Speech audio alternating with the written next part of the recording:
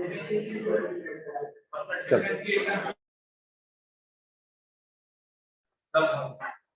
Hello, आवाज आ रही है बच्चों?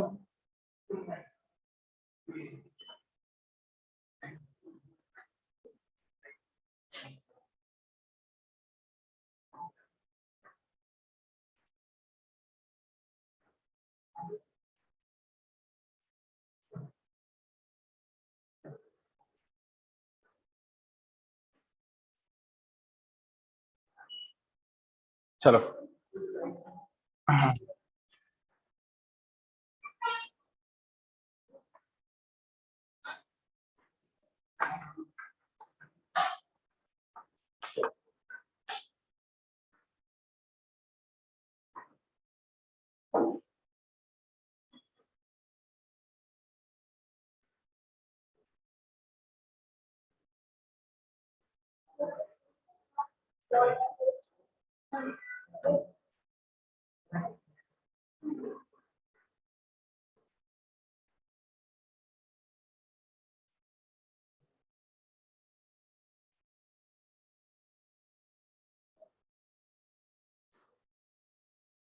चलो, देखा, नॉर्मल रिएक्शन के बारे में मैंने क्या बताया था कि ये पुश करने वाला फोर्स होता है। ठीक है, पहली चीज तो ये एक टाइप का कांटेक्ट फोर्स है, और नॉर्मल रिएक्शन पुश करने वाला फोर्स है।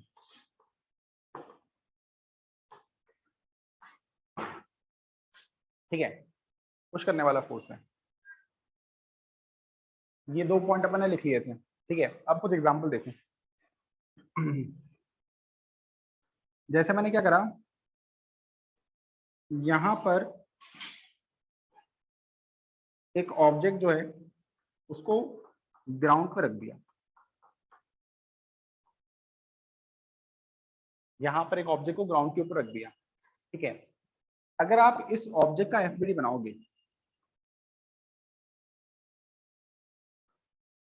तो समझना, ऑब्जेक्ट पे कौन कौन से फोर्स लग रहे होंगे। ऑब्जेक्ट पे सबसे पहले लगेगा ग्रेविटी का फोर्स। सबसे पहले ऑब्जेक्ट पे लगेगा ग्रेविटी का फोर्स, जो कि हमेशा नीचे की तरफ हो। इस ग्रेविटी के फोर्स की वैल्यू होगी mg के बराबर। ठीक है, तो सबसे पहले ये अपन ने फोर्स बना लिया।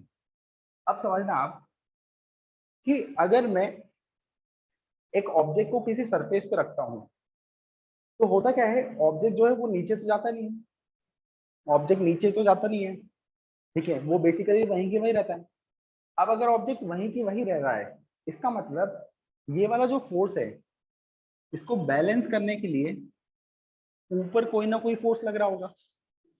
अगर मैं ऑब्जेक्ट को किसी सरफेस पे रखता हूँ, उस पर ग्रेविटी का फोर्स लग रहा है, ठीक है, लेकिन ये ऑब्जेक्ट नीचे नहीं जा रहा है ना, नीचे नहीं जा रहा है, मतलब इसको बैलेंस करने के लिए कोई और फोर्स ऊपर की तरफ लग रहा होगा। ठीक है, वो फोर्स जो है वो नॉर्मल रिएक्शन है। बेसिकली क्या है ना कि यहाँ पर जो कॉन्टैक्ट सरफेस है, ये वाली जो सरफेस है, इस सरफेस से इस ब्लॉक पे ऊपर की तरफ एक फोर्स लग रहा होगा, और वो फोर्स क्या कर रहा होगा, mg के फोर्स को बैलेंस कर रहा होगा। ठीक है, अब समझना, ये जो नॉर्मल रिएक्शन है, ये जो नॉर्मल फोर्स है, ये किसने लगाया है? ये ग्राउंड ने लगाया है। किस पे लगाया है? ब्लॉक पे लगाया है। जब हम ब्लॉक का डायग्राम बना रहे हैं तो हम ब्लॉक पे जो भी फोर्सेस लग रहे हैं, ग्रेविटी का फोर्स लग रहा है वो दिखा रहे हैं, नॉर्मल फोर्स लग रहा है वो दिखा रहे हैं। ठीक है, तो हमने ये फोर्सेस रिप्रेजेंट कर दिए। अब समझना एक चीज और, जैसे अगर मैं ये ग्राउंड का डायग्राम बनाऊं तो ग्राउंड ने ब्लॉक पे ऊपर की तरफ नॉर्मल लगाया था। ग्राउंड ने क्या करा था? ब्लॉक पे ऊपर की तरफ नॉर्मल लगाया था। तो न्यूटन थर्ड लॉ के अकॉर्डिंग ब्लॉक ग्राउंड पे नीचे की तरफ नॉर्मल लगाएगा। जो ग्राउंड है ना, वो बेसिकली क्या करेगा, ब्लॉक को पुश करने की कोशिश करेगा, ये इसको ऊपर धक्का देने की कोशिश करेगा। जो ब्लॉक है ना, वो क्या करेगा, ग्राउंड को नीचे धक्का देने की कोशिश करेगा। दोनों क्या कर रहे हैं? पुश करने की कोशिश कर रहे हैं। दोनों क्या कर रहे हैं? नॉर्मल रिएक्शन लगा रहे हैं। ठीक है, डायग्राम बनाओ ये।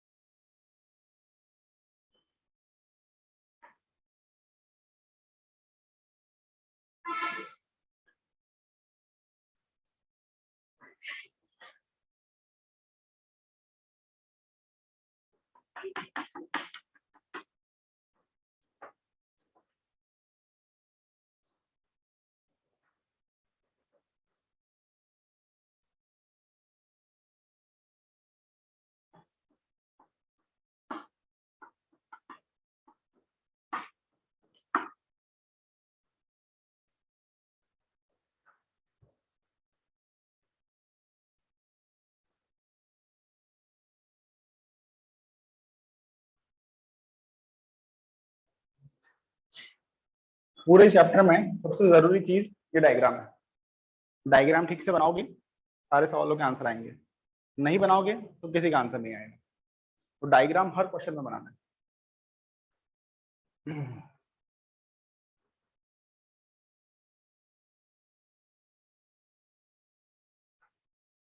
अच्छा, एक मिनट और देखना यहाँ पर हमने स्टार्टिंग में क्या बोला था कि अगर ब्लॉक रखा हुआ है तो वो नीचे तो जा नहीं रहा, वो तो रेस्ट पे है, वो रुका हुआ है। रुका हुआ वो तब होगा जब ऊपर वाला फोर्स और नीचे वाला फोर्स क्या होंगे, बैलेंस करेंगे। तो यहाँ पर अपनी इक्वेशन लिख सकते हैं नॉर्मल इक्वल्स टू mg। यहाँ पर अपन इक्वेशन भी लिख सकते हैं नॉर्मल इक्वल्स टू mg। क्यों लिख रहे हैं ये इक्वेशन? क्योंकि ब्लॉक रुका हुआ है। ब्लॉक रुका हुआ है इसीलिए ऊपर वाला फोर्स और नीचे वाला फोर्स क्या है, बराबर है। ठीक है, इसका डायग्राम बनाते हैं अपन m2 और m1 का। ठीक है, देखना यहां पर मैंने क्या करा, m2 मास का ब्लॉक बनाया। यहां पर मैं इधर बना देता हूं, m1 मास का डायग्राम बना रहा हूं, ग्राउंड का भी डायग्राम बना लेते हैं। ठीक है, सबसे पहले ग्रेविटी के फोर्सेस सबसे पहले रिप्रेजेंट कर दो। इसका मास m2 है तो m2g ग्रेविटी का फोर्स, m1 मास है, m1g ग्रेविटी का फोर्स। ठीक है, तो ब्लॉक पे ग्रेविटी के फोर्स बना लिए। ठीक है, अब ये एक सरफेस है, यहां पर एक सरफेस बनी हुई है। अब देखना m1 वाला m2 को क्या कर सकता है, धक्का दे सकता है। अगर वो धक्का देगा तो किस डायरेक्शन में देगा, ऊपर ही देगा। अगर m1 वाला धक्का दे रहा है इसको तो ये ऊपर ही धक्का दे सकता है, खींच तो सकता नहीं। अगर आपको पुश करना है तो पुश करने वाला फोर्स सिर्फ ऊपर लग सकता है। तो m1 वाला m2 को ऊपर पुश कर रहा होगा। ठीक है, m1 वाला m2 को ऊपर पुश कर रहा होगा कुछ नॉर्मल रिएक्शन से। अगर m1 ने m2 को ऊपर पुश करा है तो m2 m1 को नीचे पुश करेगा। इसने इसको ऊपर पुश करा तो वो इसको नीचे पुश करेगा। और पुश करने वाले फोर्स क्या होंगे, सेम होंगे। Action reaction pair, forces are equal and opposite. ठीक है, इसके बाद यहां पर एक और सरफेस है, एक और सरफेस कांटेक्ट में आ रही है। ग्राउंड और इसके बीच में भी कांटेक्ट है। अब ग्राउंड क्या कर सकता है, ग्राउंड भी धक्का दे सकता है। ग्राउंड अगर धक्का देगा वो ऊपर धक्का देगा, ग्राउंड जो है वो अगर धक्का देगा तो वो ऊपर धक्का देगा। तो ग्राउंड m1 पे ऊपर फोर्स लगाएगा। इस फोर्स का नाम लिख लेता हूं मैं n1। ग्राउंड ब्लॉक पे जो फोर्स लगाएगा उसका नाम लिख लिया मैंने n1। तो अब ब्लॉक क्या करेगा, ब्लॉक भी ग्राउंड पे पुश करेगा। ब्लॉक क्या कर सकता है, ग्राउंड को नीचे धक्का दे सकता है। तो ब्लॉक ग्राउंड को नीचे फोर्स लगाएगा और इतना ही फोर्स लगाएगा। ठीक है, ग्राउंड ने ब्लॉक पे ऊपर फोर्स लगाया तो ब्लॉक ग्राउंड पे नीचे फोर्स लगाएगा। तो ये हो जाएंगे अपने एफपीडी। सारे ऑब्जेक्ट्स पे जो भी फोर्सेस लग रहे थे वो रिप्रेजेंट कर दिए आप लोग उसको।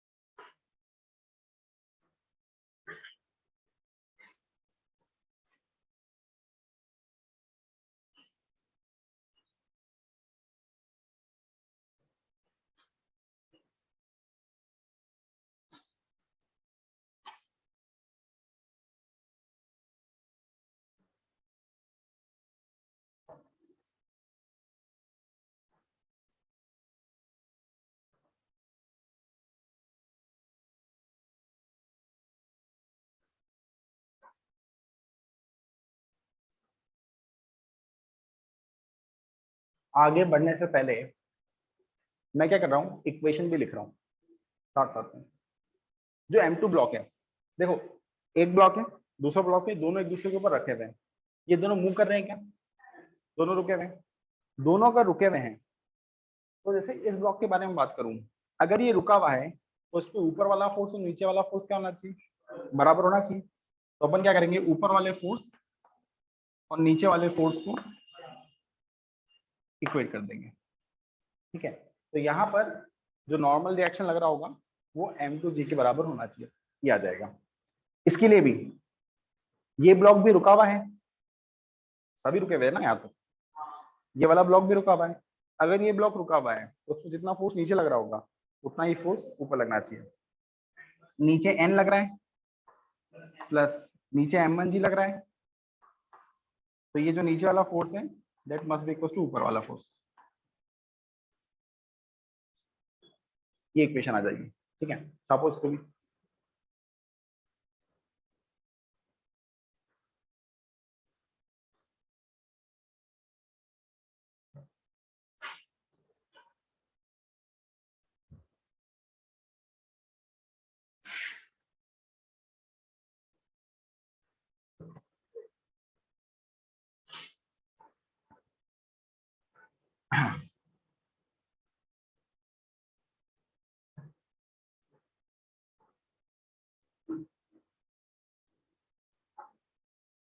डायग्राम बनाओ तुम तो। ये M1 M2 M3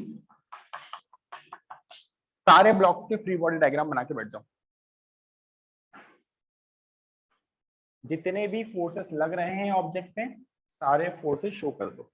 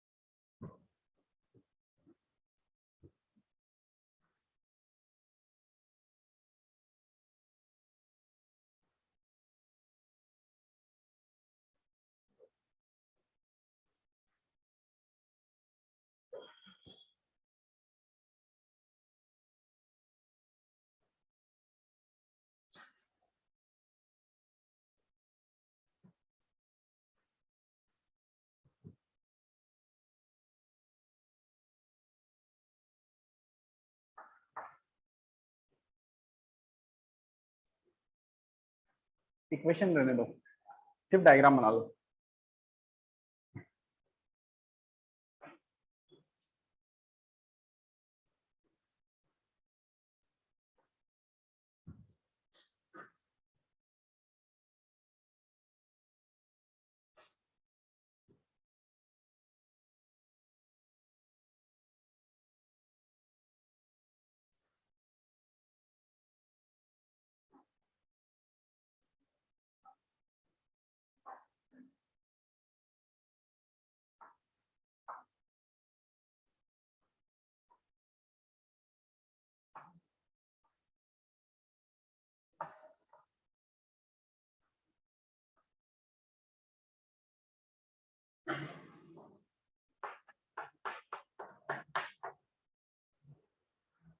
चलो देखो,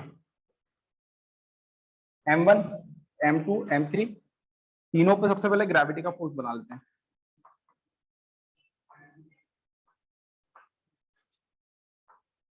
तीनों पे ग्रेविटी का फोर्स बना लिया पहले तो। ठीक है, इसके बाद यहां पर एक सरफेस कांटेक्ट में, इस सरफेस को देखो, ये जो M2 मास का ब्लॉक है और ये जो M1 मास का ब्लॉक है ये यहाँ पर कांटेक्ट में है। अब M2 वाला क्या कर सकता है, पुश करेगा ऊपर की तरफ ही पुश कर सकता है इसको।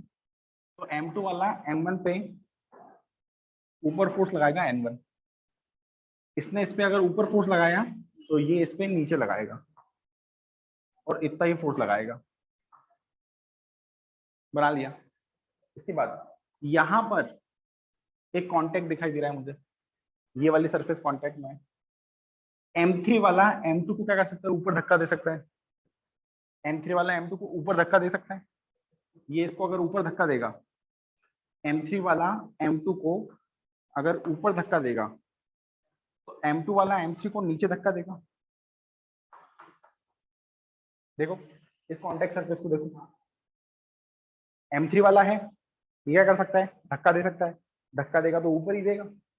अगर M3 वाला M2 पे ऊपर फोर्स लगा रहा है तो M2 वाला इस पे नीचे लगा देगा फोर्स, बना लिया। इसके बाद यहाँ पर एक और कॉन्टेक्ट सरफेस है। ग्राउंड क्या कर सकता है, ग्राउंड इसको धक्का देगा, ग्राउंड इसको ऊपर धक्का देगा, ग्राउंड इसको ऊपर धक्का देगा M3, तो ये ग्राउंड को नीचे धक्का देगा M3। ठीक है, ये हो जाएगा डायग्राम। फटाफट से कॉपी करो और एग्जांपल देखते हैं।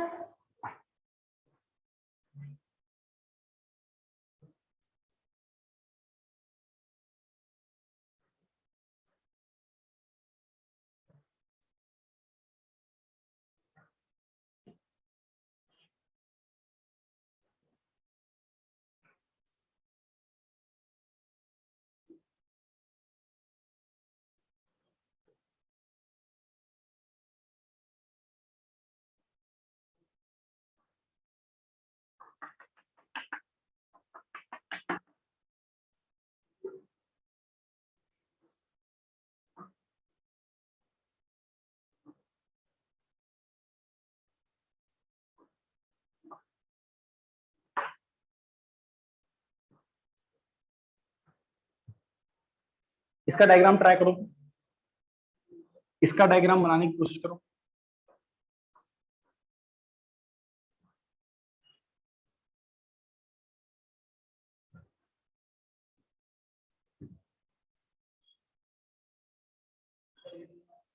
यहां पर भी एक दीवार लगा दी मैंने,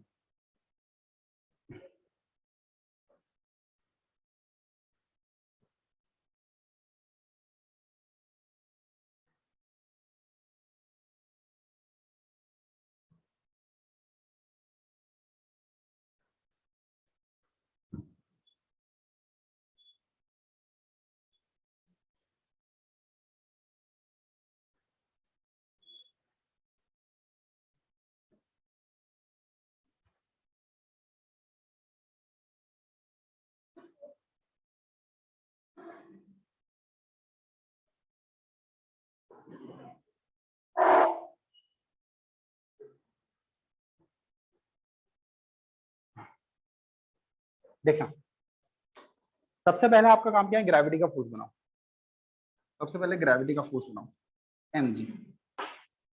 ठीक है, इसके बाद यहाँ पर मैंने एक F फोर्स और बना रखा है, तो वो F फोर्स भी बना लेते हैं, वो F फोर्स भी बना लेते हैं, है ना। ये वाला फोर्स भी तो प्रेजेंट है यहाँ पर। इसके बाद आपको ये कॉन्टेक्ट सरफेस दिखाई देगी। जो ग्राउंड है वो ब्लॉक को पुश करेगा, अब पुश ऊपर ही कर सकता है। ग्राउंड जो है वो उसको पुश करेगा तो ऊपर ही पुश कर सकता है, ये N1 फोर्स लगेगा। इसके बाद आपको यहाँ पर एक और कॉन्टेक्ट सरफेस दिखाई देगी, यहाँ पर भी कॉन्टेक्ट बन रहा है ना दूसरी चीज के साथ। तो ये जो दीवार है ये क्या करेगी, पुश करेगी। अब दीवार जो है वो ऐसे पुश कर सकती है, अगर वो धक्का देगी तो कैसे देगी, ऐसे धक्का देगी। अगर दीवार इस ब्लॉक को ऐसे धक्का देती है तो इस डायरेक्शन में फोर्स लगेगा एंड। ठीक है, तो ये हो गया अपना डायग्राम। अगर मुझे इस केस में इक्वेशन लिखनी है तो यहाँ पर आपको देख के पता चल रहा है कि सिस्टम रुका हुआ है। एक ब्लॉक को अगर मैं ऐसे धक्का मारता हूँ तो वही रह जाएगा। तो अगर ये रुका हुआ है तो मैं बोल सकता हूँ आगे वाला फोर्स F और ये वाला फोर्स बराबर होना चाहिए, और नीचे वाला फोर्स और ऊपर वाला फोर्स भी बराबर होना चाहिए।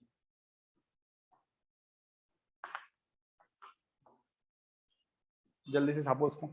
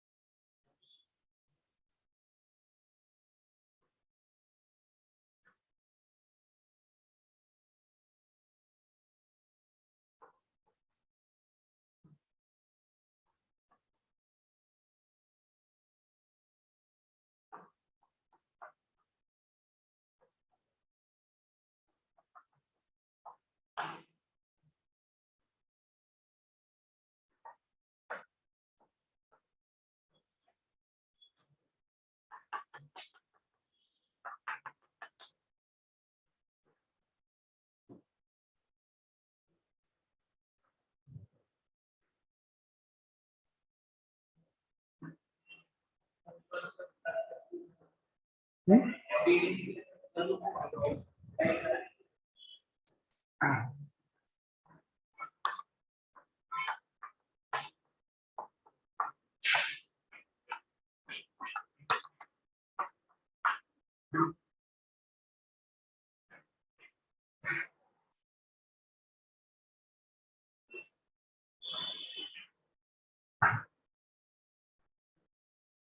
अब देखो यहाँ पर क्या कर रखा मैंने, ये अपनी जो हॉरिजॉन्टल है,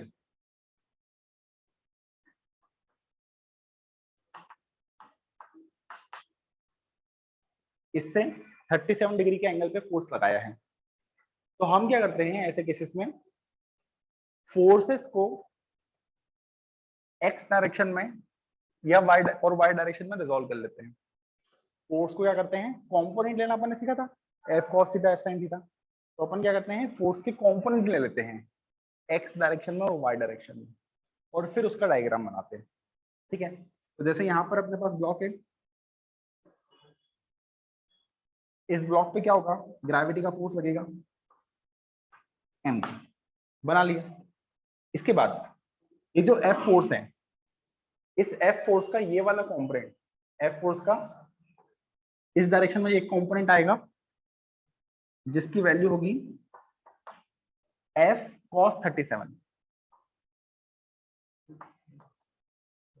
ठीक है, एफ का एक तो ये वाला कंपोनेंट होगा एफ कॉस 37, और एक नीचे की तरफ कंपोनेंट होगा एफ साइन 37। एक नीचे की तरफ कंपोनेंट होगा, ठीक है, एफ, तो ये हो जाएगा एफ कॉस 37, ये हो जाएगा एफ साइन 37। ठीक है, तो अपन क्या करते हैं, फोर्स को इस तरह से रिजॉल्व कर लेते हैं। इसके बाद यहाँ पर आपको एक कॉन्टेक्ट सरफेस दिखाई दे रही होगी, तो ग्राउंड इस ब्लॉक को ऊपर की तरफ पुश कर सकता है, तो ऊपर की तरफ एक नॉर्मल n1, यहाँ पर जो वॉल है वो भी इस ब्लॉक को ऐसे धक्का दे सकती है, तो इस डायरेक्शन में एक नॉर्मल n2।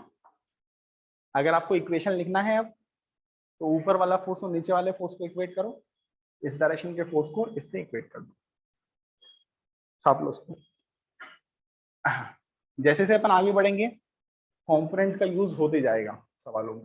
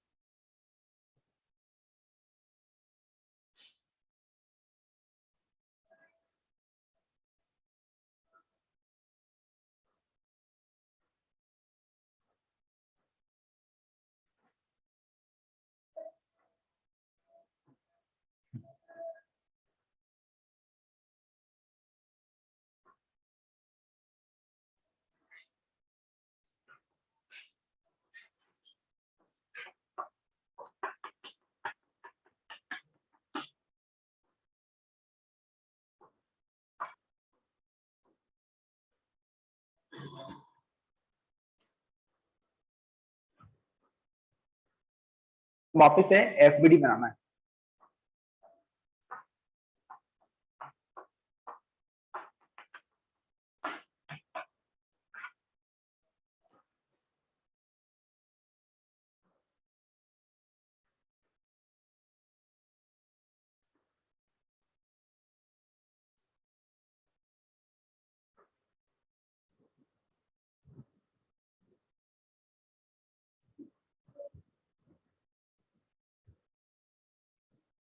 बस चेक कर लेना कि कुछ फोर्स मिस तो नहीं हो रहा।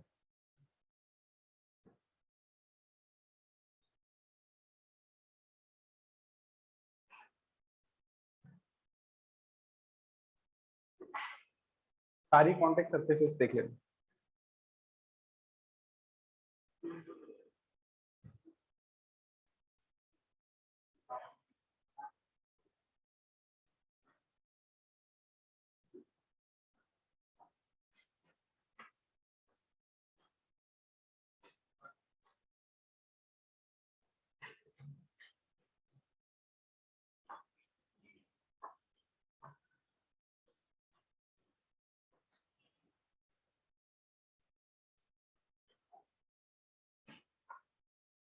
चलो देखो, दो ब्लॉक्स M1 M2, दोनों पे पहले तो ग्रेविटी का फोर्स बना लो, M1G और M2G,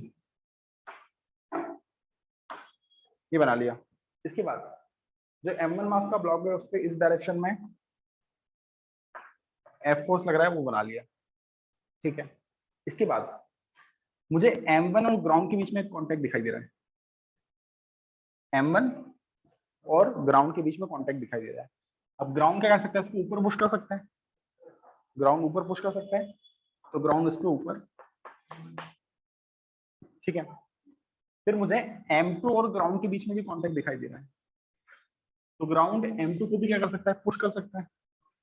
ठीक है, जो ग्राउंड है वो M2 को भी ऊपर पुश कर सकता है, एंड टू नॉर्मल रिएक्शन। इसके बाद मुझे इन दोनों के बीच में भी एक कॉन्टेक्ट दिखाई दे रहा है। ठीक है, उस कॉन्टेक्ट की वजह से M1 वाला M2 को ऐसे धक्का देगा, M1 वाला M2 को ऐसे धक्का देगा, इस डायरेक्शन में नॉर्मल लगाएगा, ये इसको ऐसे धक्का देगा। अगर इसने इस पे इधर धक्का दिया तो ये इस पे ऑपोजिट डायरेक्शन में फोर्स लगा देगा। ये हो जाएंगे डायग्राम। अब इस केस में बताओ, इस केस में देख के पता चल रहा है क्या ये सिस्टम रुका हुआ है या चल रहा है? हाँ, ये F फोर्स लगाया है, तो आपकी बार सिस्टम क्या करेगा, मूव करेगा, और मूव करेगा तो आप ये आगे वाले फोर्स और पीछे वाले फोर्स को बराबर नहीं कर सकते, बैलेंस नहीं कर सकते। बात समझ में आ रही? अभी यहाँ पर हमें देख के पता लग रहा है कि जब आप फोर्स लगाओगे तो थोड़ा बहुत तो आगे भागेगा, अगर आगे भागेगा तो इन दोनों को बराबर नहीं बोलना है। ठीक है, बना लो उसको।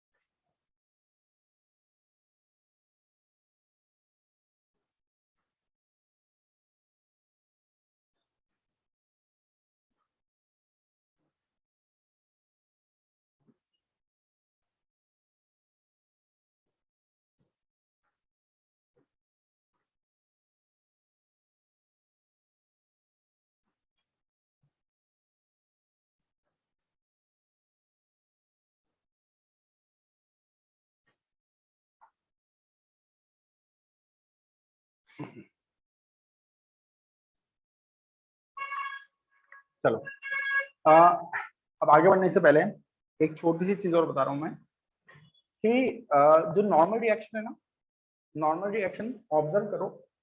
जैसे यहाँ पर नॉर्मल रिएक्शन बना रहा था मैं, तो वो इस सरफेस के परपेंडिकुलर लग रहा था। इस सरफेस पे जब मैंने नॉर्मल रिएक्शन लगाया तो वो इस सरफेस के परपेंडिकुलर, इस सरफेस के परपेंडिकुलर लगा। यहाँ पर भी जब मैंने नॉर्मल बनाया तो वो सरफेस के परपेंडिकुलर लगा। ठीक है, तो नॉर्मल रिएक्शन हमेशा क्या होता है, सरफेस के परपेंडिकुलर लगता है। ठीक है, ये पॉइंट लिख लो। Normal reaction always act, normal reaction always act, normal reaction always act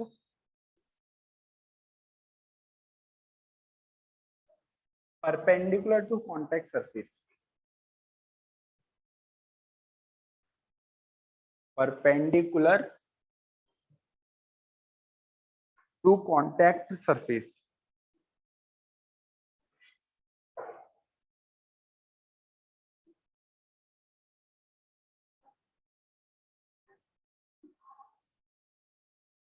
perpendicular to contact surface. अब क्या होता है, कुछ ऐसे केसेस होते हैं जिनमें सरफेसेस, कांटेक्ट सरफेसेस डिफाइन नहीं हो पाती इतनी क्लियरली। जैसे यहां पर मैंने क्या करा, एक रॉड ली, रॉड को दो वॉल्स के बीच में रख दिया, रॉड को क्या करा, दो वॉल्स के बीच में रख दिया। ठीक है, तो यहाँ पर रॉड की कोई सरफेस कांटेक्ट में नहीं है। जैसे फ्लैट सरफेसेस होती है ना, तो वो फ्लैट सरफेस कांटेक्ट में नहीं है। रॉड का तो सिर्फ एक पॉइंट कांटेक्ट में होगा, एक छोटा सा पॉइंट कांटेक्ट में होगा। और पॉइंट देखो, अगर आपके पास एक सरफेस होती है ना तो उसके लिए परपेंडिकुलर डिफाइन करा जा सकता है, लेकिन अगर आपके पास एक पॉइंट है ना, एक डॉट बना दिया मैंने, तो उसकी कोई परपेंडिकुलर डायरेक्शन डिफाइन नहीं कर सकते आप। ठीक है, क्या बोल रहा हूं मैं कि अगर मैंने आपको क्लियरली एक सरफेस दी, एक फ्लैट सरफेस दी, तो उसके परपेंडिकुलर डायरेक्शन डिफाइन कर सकते हैं। आप देख सकते हो कि हाँ इसके परपेंडिकुलर एक डायरेक्शन होगी। लेकिन अगर मैंने आपको एक पॉइंट दे दिया, एक डॉट बना दिया, तो उसके लिए तो कोई भी डायरेक्शन ड्रॉ कर दो, परपेंडिकुलर कुछ भी समझ में नहीं आएगा उसमें। बात समझ में आ रही है? अगर आप एक पॉइंट बनाते हो तो उसके लिए परपेंडिकुलर डायरेक्शन कोई क्लियरली डिफाइन नहीं होती है। तो अगर ऐसा कोई केस आ रहा है जिसमें बस एक सिंगल पॉइंट कॉन्टैक्ट में है, तो आप क्या करो, जो भी सरफेस, एक सरफेस आपको यहाँ पर दिखाई दे रही है क्या फ्लैट? कोई एक सरफेस आपको फ्लैट दिखाई दे रही है, जैसे यहाँ पर कांटेक्ट हो रहा है, तो चलो यार ये तो एक पॉइंट कांटेक्ट में है, लेकिन आपको ये सरफेस तो फ्लैट दिखाई दे रही है ना, उस फ्लैट सरफेस के परपेंडिकुलर फोर्स लगाना है। बात समझ में आ रही है? जहां पर सरफेस बहुत क्लियरली डिफाइन नहीं हो रही है, वहां पर दूसरी सरफेस को भी देखो, अगर दूसरी सरफेस डिफाइन हो पा रही है तो उसके परपेंडिकुलर फोर्स लगा। ठीक है, तो यहां पर तुम बताओ, ये जो वॉल है ये इस पॉइंट को किस डायरेक्शन में पुश करेगी? ये ऐसे धक्का दे सकती है, ऐसे धक्का देगी, तो इस पे इस डायरेक्शन में फोर्स लगेगी। साथ में इस लैडर पे या इस रॉड पे ग्रेविटी का फोर्स। जो नीचे वाली सरफेस है ये इसको ऊपर पुश कर सकती है।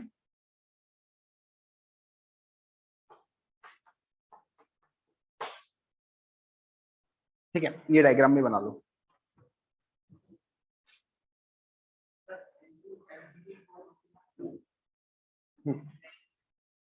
N2 mg के बराबर हो सकता है अगर ये रुकी भी है तो।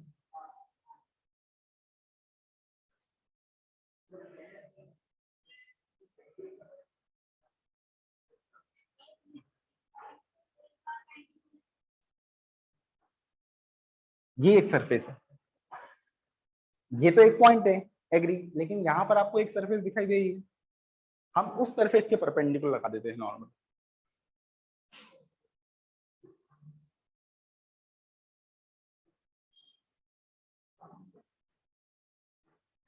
आप स्टेटमेंट याद रखो या ना रखो, एग्जाम्पल जरूर याद रखना कि हाँ इस एग्जाम्पल में ऐसा कुछ करा था अपन ने, क्योंकि पूरा चैप्टर ऐसे ही चलेगा, एग्जाम्पल्स रहेंगे, उन एग्जाम्पल्स में छोटे छोटे कॉन्सेप्ट आ जाएंगे। अब जैसे तुम्हें इक्वेशन, तुम ऑलरेडी कुछ हद तक इक्वेशन लिखना सीख चुके हो, तुम अभी इक्वेट कर रहे थे ना नॉर्मल इक्वल्स टू mg, वो अपन ने अलग से थ्योरी के फॉर्म में थोड़ी लिखा, तो डायरेक्टली ऐसे ही क्वेश्चन करते करते सीख गया था।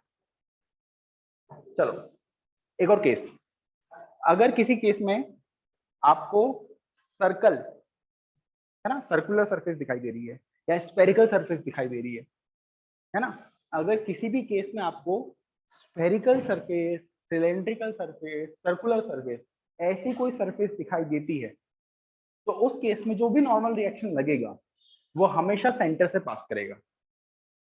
अगर आपके पास कोई सर्कुलर सरफेस है, जैसे मैंने क्या करा, मैंने ऐसे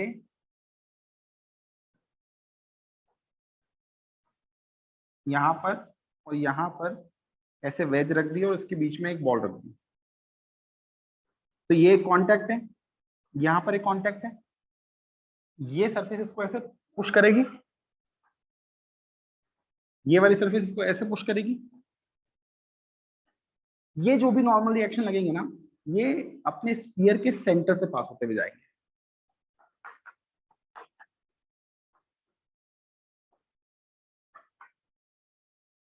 ठीक है, तो जब भी आपके पास सर्कुलर या स्फेरिकल सरफेसेस होगी तो जो नॉर्मल रिएक्शन है वो हमेशा क्या होगा, सेंटर से पास होगा।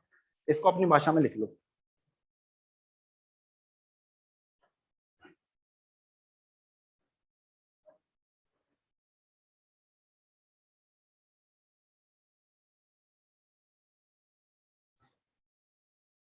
और नोट्स तुम्हें अपनी कन्वीनियंस के अकॉर्डिंग बनाना है।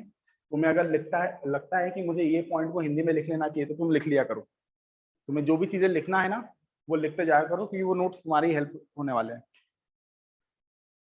आगे चल के वही काम आने वाले हैं।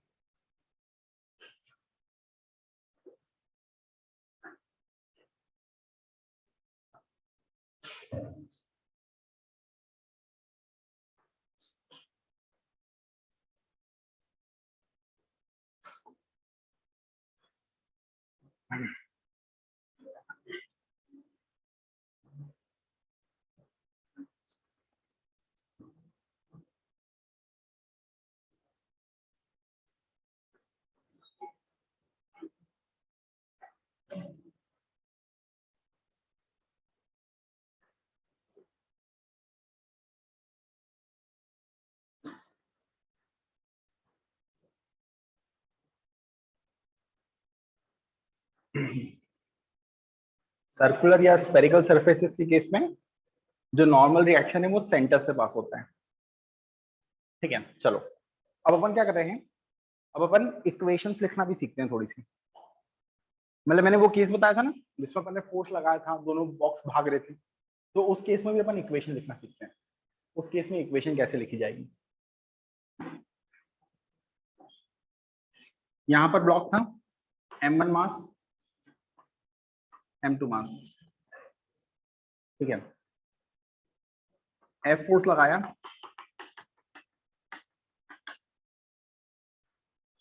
ठीक है। अब देखो आपको है ना, इसको जब आप देखोगे तो आपको समझ में आएगा कि यार अगर मैं ऐसे F फोर्स लगाता हूँ, थोड़ा सा अगर मैं F फोर्स लगाता हूँ तो क्या होगा, अगर सिस्टम चलता है ना तो ये पूरा सिस्टम साथ में चलेगा। आप इमेजिन करके देखो, अगर आपने दो ब्लॉक ऐसे एक के बाद एक रखे हुए और आप इस ब्लॉक को फोर्स लगा रहे हो और पुश कर रहे हो, तो दोनों ब्लॉक क्या करते हैं, साथ साथ में चलते हैं। कॉमन ऑब्जर्वेशन है, ठीक है। तो ये दोनों ब्लॉक क्या करना चाहिए, साथ साथ में चलना चाहिए। साथ साथ में चलने का मतलब ये होता है कि दोनों के एक्सेलरेशन बराबर होंगे। साथ साथ में चलने का मतलब क्या होता है, दोनों के एक्सेलरेशन बराबर होंगे। तो अगर आप एफ फोर्स लगाते हो तो ये दोनों साथ में ए एक्सेलरेशन से भागेंगे, ठीक है। अब मैं क्या कर रहा हूं, m1 मास का डायग्राम बना रहा हूं और m2 मास का डायग्राम बना रहा हूं, ठीक है। अब देखना मैं क्या कर रहा हूं, mg बनाना चाहिए मुझे, ग्राउंड से नॉर्मल बनाना चाहिए मुझे, दोनों नहीं बना रहा हूं मैं। क्यों, क्योंकि मोशन इस डायरेक्शन में हो रहा है, जिस डायरेक्शन में मोशन हो रहा है ना, हम उसी फोर्स से मतलब रखेंगे। अब y वाले जो फोर्सेस है ना, वर्टिकल वाले फोर्स, उस डायरेक्शन में मोशन तो हो नहीं रहा, तो उस डायरेक्शन के फोर्सेस को बना ही नहीं रहा हूं मैं। फिर से सुन लो एक बार कि हमारा मोशन x डायरेक्शन में हो रहा है, तो जो भी x डायरेक्शन के फोर्सेस लग रहे हैं ना, मैं सिर्फ उनको ही रिप्रेजेंट कर रहा हूं, क्योंकि उसी के अकॉर्डिंग अपनी इक्वेशन आएगी। बात समझ में आ रही है। y डायरेक्शन में कोई मोशन नहीं हो रहा है, तो y डायरेक्शन के फोर्सेस को लिखने की कोई जरूरत नहीं, ठीक है। यहाँ पर mg बनाना चाहिए था, नहीं बनाया। नॉर्मल बनाना चाहिए था, नहीं बनाया। f x में लग रहा है, f बना लिया, ठीक है। यहां पर जो कॉन्टेक्ट सरफेस होगी, जो m1 मास का ब्लॉक है वो m2 को धक्का देगा, है ना, कुछ नॉर्मल लगाएगा n, नॉर्मल फोर्स है ना वो, ठीक है। तो इस कॉन्टेक्ट सरफेस की वजह से ये वाला ब्लॉक इस पे कुछ फोर्स लगाएगा n। अगर ये वाला इस पे n फोर्स लगाता है तो ये इस पे पीछे की तरफ n लगाएगा, ठीक है। डायग्राम बना लिया। बचे हुए जो भी फोर्स है वो सब y डायरेक्शन में बना नहीं रहे। अब क्या कर रहे हैं, फोर्स बना लेने के बाद एक्सेलरेशन रिप्रेजेंट कर देते हैं दोनों के। एक्सेलरेशन रिप्रेजेंट कर दिया। अब देखना इक्वेशन कैसे लिख रहे हैं अपन। अगर मुझे इस ब्लॉक के लिए इक्वेशन लिखना है तो इस ब्लॉक पे फोर्स लग रहा है नॉर्मल के बराबर, तो इस फोर्स को मैं बोल दूंगा mass into acceleration, mass into acceleration, ये आ जाएगी इसके लिए इक्वेशन। बहुत सिंपल। इसके लिए अगर अपन देखेंगे तो अब सुनना, एक मिनट सुनो, ये एक्सेलरेशन है अपना, ठीक है। तो इसके लिए इक्वेशन लिखना है तो एक्सेलरेशन की डायरेक्शन का जो फोर्स है ना, देखो एक्सेलरेशन की डायरेक्शन में एफ फोर्स लग रहा है, उस फोर्स को पॉजिटिव के साथ लिखो। जो एक्सेलरेशन के ऑपोजिट डायरेक्शन में फोर्स आ रहा है उसको नेगेटिव के साथ लिखो। यहाँ पर देखो एफ फोर्स जो है वो एक्सेलरेशन की डायरेक्शन में आ रहा है, तो एफ फोर्स को पॉजिटिव के साथ लिखेंगे। ये जो एन आ रहा है ये एक्सेलरेशन के ऑपोजिट आ रहा है, तो ये एन को नेगेटिव के साथ लिखेंगे। ठीक है, ये हो जाएगा आपका नेट फोर्स। अगर आप इस तरह से लिखते हो तो ये हो जाएगा आपका नेट फोर्स, और इस नेट फोर्स को आप लिख सकते हो mass into acceleration. Net force को आप लिख सकते हो मास इनटू एक्सेलरेशन। ठीक है, अब अगर आप ये इक्वेशन और ये इक्वेशन दोनों इक्वेशन को यहाँ पर लिख के ऐड कर देते हो तो ये नॉर्मल प्लस के साथ ये नॉर्मल माइनस के साथ कैंसिल कर जाएगा। ऐड करने पर नॉर्मल कैंसिल कर जाएगा और आपकी एक्सेलरेशन की वैल्यू आ जाएगी। ठीक है, छाप लो इसको।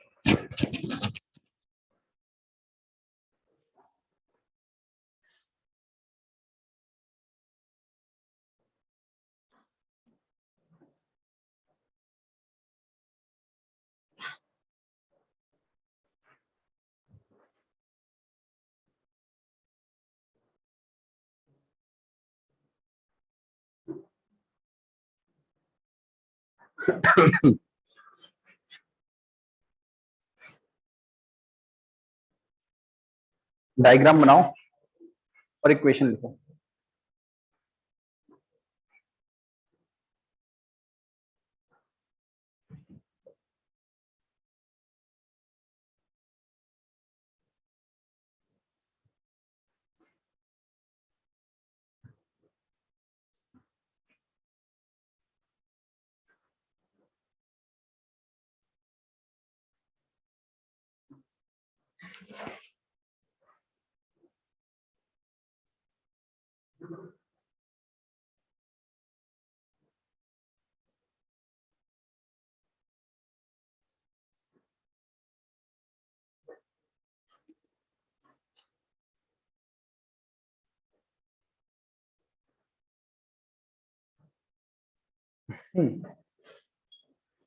यहां पर सबसे पहले थोड़ा सा कॉमन सेंस लगाते हैं। इस पूरे को देखो, मैंने आगे 4F लगा दिया और पीछे F लगा दिया, ये वाला फोर्स ज्यादा दिखाई दे रहा है तुम्हें? अगर ये फोर्स ज्यादा है तो सिस्टम इधर ही भागेगा, अगर ये फोर्स ज्यादा है तो सिस्टम इधर ही भागेगा। ठीक है, सिस्टम इधर भागना चाहिए साथ में ये एक्सेलरेशन के साथ। तो पहले तो अपन ये मार्क कर लेंगे, पहले थोड़ा सा कॉमन सेंस लगाया, देखा कि यार इधर फोर्स ज्यादा लग रहा है तो सिस्टम इधर ही भागेगा, अगर इधर भागेगा तो इधर एक्सेलरेशन मान लिया ए के बराबर, मान लिया। इसके बाद दोनों के डायग्राम बना लो। 2m मास, यहाँ पर m मास। ठीक है, ग्रेविटी का फोर्स बनाना चाहिए, नहीं बना रहे, नॉर्मल नहीं बना रहे। आगे की तरफ इस पे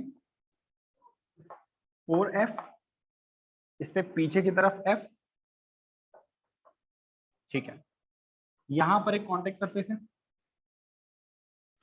2m मास का ब्लॉक इसको धक्का दे सकता है आगे, 2m मास का ब्लॉक इसको आगे धक्का देगा, तो इस पे आगे नॉर्मल, 2m ने इस पे आगे धक्का दिया तो m इस पे पीछे धक्का देगा, नॉर्मल। इसका एक्सेलरेशन आगे, पीछे वाले का भी एक्सेलरेशन आगे, दोनों साथ में ही चल रहे हैं। अब इक्वेशन लिखना है, तो ये एक्सेलरेशन है, एक्सेलरेशन के डायरेक्शन में 4F लग रहा है, तो ये 4F को पॉजिटिव के साथ लिखेंगे। नॉर्मल एक्सेलरेशन के ऑपोजिट है, नॉर्मल जो है वो एक्सेलरेशन के ऑपोजिट है, तो नॉर्मल को नेगेटिव के साथ, ये आ जाएगा अपना नेट फोर्स। और इस नेट फोर्स को अपन ले सकते हैं मास इनटू एक्सेलरेशन, है ना, ऑब्जेक्ट का मास 2m इनटू एक्सेलरेशन। इसके लिए अगर अपन देखेंगे तो एक्सेलरेशन की डायरेक्शन में नॉर्मल लग रहा है, एक्सेलरेशन आगे है, नॉर्मल भी आगे लग रहा है, तो नॉर्मल को पॉजिटिव के साथ, एफ फोर्स जो है वो एक्सेलरेशन के ऑपोजिट है, एफ को नेगेटिव के साथ, ये हो जाएगा नेट फोर्स। और नेट फोर्स को अपन मास इनटू एक्सेलरेशन से इक्वेट कर देंगे, ये इक्वेशन हो जाएगी, छाप लो उसको।